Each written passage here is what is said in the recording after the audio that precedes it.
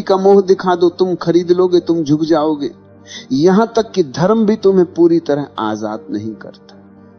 धर्म कहता है पत्नी के बिना अधूरा है आदमी।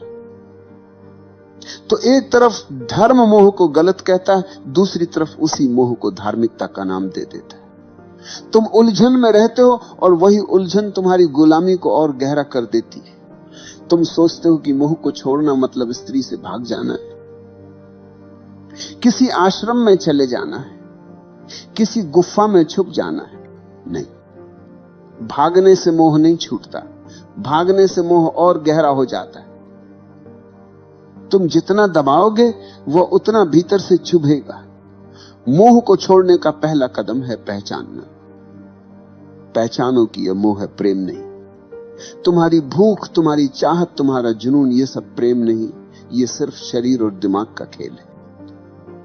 जैसे ही तुमने यह पहचान लिया, आधी गुलामी टूट गई। दूसरा कदम है साक्षी होना। जब मोह उठे तो उसे दबाना मत, उसे देखो, अच्छे से देखो। कैसे शरीर में बेचैनी उठती है, कैसे दिमाग में कल्पनाएं दौड़ती हैं। बस साक्षी बनकर देखो। तुम्हें लगेगा जैसे अंधड़ चल रहा है, लेकिन अगर तुम देखना जारी रखो तो वही अंधड़ धीरे धीरे शांत होने लगेगा। क्योंकि मोह की ताकत सिर्फ तुम्हारे अंधेपन से आती है। जैसे ही तुम उसे रोशनी में देख लेते हो, उसकी पकड़ ढीली पड़ जाती है। तीसरा कदम है ऊर्जा का रूपांतरण।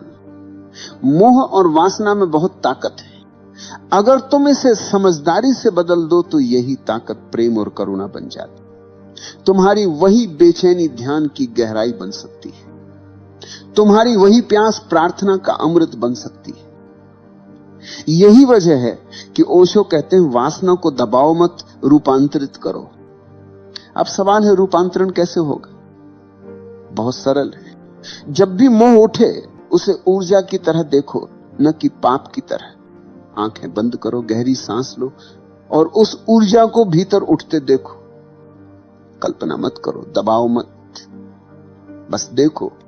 धीरे धीरे वो ऊर्जा नीचे से ऊपर उठने लगेगी और जब वह ऊर्जा हृदय तक पहुंचती है तो मोह प्रेम में बदल जाता है।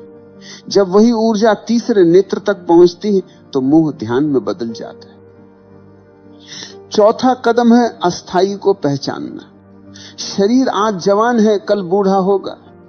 सुंदरता आज खींच रही है, कल मिट्टी में बदल जाएगी।